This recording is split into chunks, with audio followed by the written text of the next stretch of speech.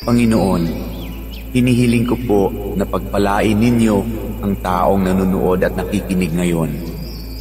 Pagkalooban niyo po siya ng mabuting kalusugan.